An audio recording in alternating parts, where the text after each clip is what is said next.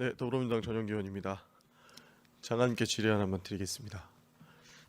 방금도 말씀 나왔는데 전용기는 국가 재산이지 않습니까? 그래서 제가 깜짝 놀랐습니다. 예, 헷갈렸어요. 전용기는 국가 재산이고 그 예산은 결국에는 국민 혈세로 나오는 거지 않습니까? 사실 그래서 윤석열 대통령이 그리고 대통령실이 비판받는 지점이 이 개인 비행기가 아닌데 특정 언론사에 타지 마라라고 하는 것이 이게 적절했는가? 사실 그리고 그 특정 언론사도 당연히 비용을 지불하고 그것을 탑승하는 거지 않습니까? 어떻게 보십니까? 제가 새벽부터 밤늦게까지 여기 갇혀 있어서 지금 그 사정을 정확하게 지금 제대로 알지를 못합니다. 민감한 사항에 제대로 알지 못하면서 말씀드리는 건 좀 조심스럽기 때문에 특별히. 그러니까 예전부터 문제가 많지 않았습니까? 나토 방문 때는 민간인 신분인 이원모 인사비서관 배우자를 전용기에 태웠었고 이번에는 특정 언론사 기자를 태우지 않겠다고 선언했습니다. 그러나 대통령 전용기의 주인은 국민이고 대통령 부부는 공무를 위해서 편의를 제공받는 단기 이용자일 뿐인데 이렇게 특정 언론사를 배제하는 것은 이제 사실 국민들의 혈세로 운영되는 우리 그 대통령 전용기에 대한 또 다른 문제를 낳을 수 있다 이렇게 보는데 장관께서는 어떻게 생각하십니까?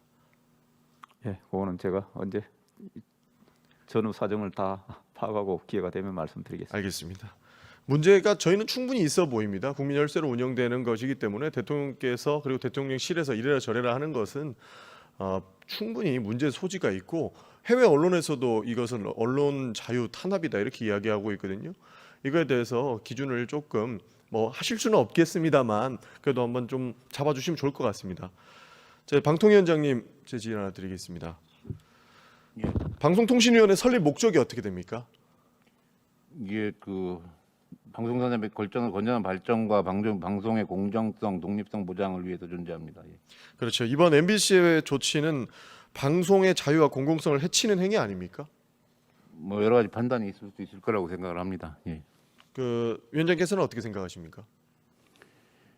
그 문제가 되는 보도가 있었다면은 법에 정해진 구제 절차에서 따르는 게 타당하다고 생각을 합니다. 그러니까 법에 정해진 절차에 따라서 예. 일을 진행하면 되는 것인데 이것을 대통령 전용기에 편익을 제공하는 모든 언론사에 공정하게 이런 대응을 했다면 문제 삼지 않았겠지만 특정 언론사만 배제하는 것에 대해서는 언론의 자유를 탄압하는 것이다라는 비판이 있습니다. 혹시 동의하십니까? 그런 우려가 상당히 있고 저도 상당 부분 공감을 하는 바입니다. 그 부분은. 무엇보다 언론의 사명은 진실 수호에 있다고 봅니다. 국익 수호에 있다고도 봅니다. 대통령의 언론 탄압 많은 분들이 언론 탄압이다라고 규정하고 있는데 방통위에서도 우려하고 있으십니까? 그 기관의 입장이라고보다는 저 개인적인 생각에 좀 우려되는 바가 없지 않습니다. 순방 기간 중에는 전용기 내에서는 대통령 기자간담회 등 다양한 내용들이 이루어집니다. 그리고 노무현 전 대통령 때는 이라크 자이툰 부대를 갑자기 방문하기도 하고요. 전용기 내에서 새로운 일정이 생기면 특정 언론사는 이 취재에 불이익을 받게 됩니다. 그런 측면에서 국민의 알 권리 그리고 공익성도 침해받는 것 아니겠습니까?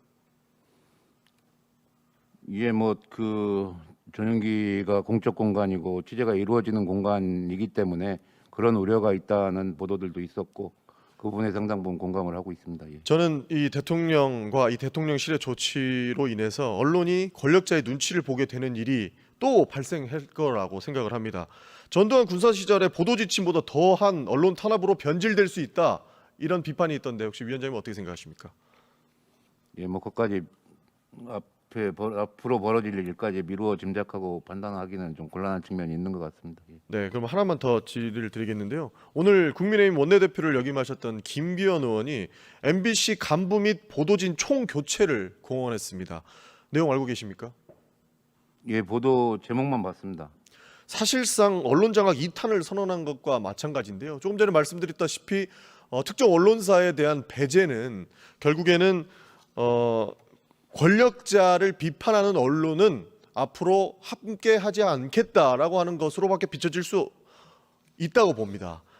MB 정부 때를 되돌려 보면은 MBC가 마음에 안 드는 보도를 계속 쏟아내니까 박문진을 통해서 MBC 사장을 바꾸고 PD 수첩을 폐기하고 방송 기조를 원하는 대로 지고 흔들었습니다.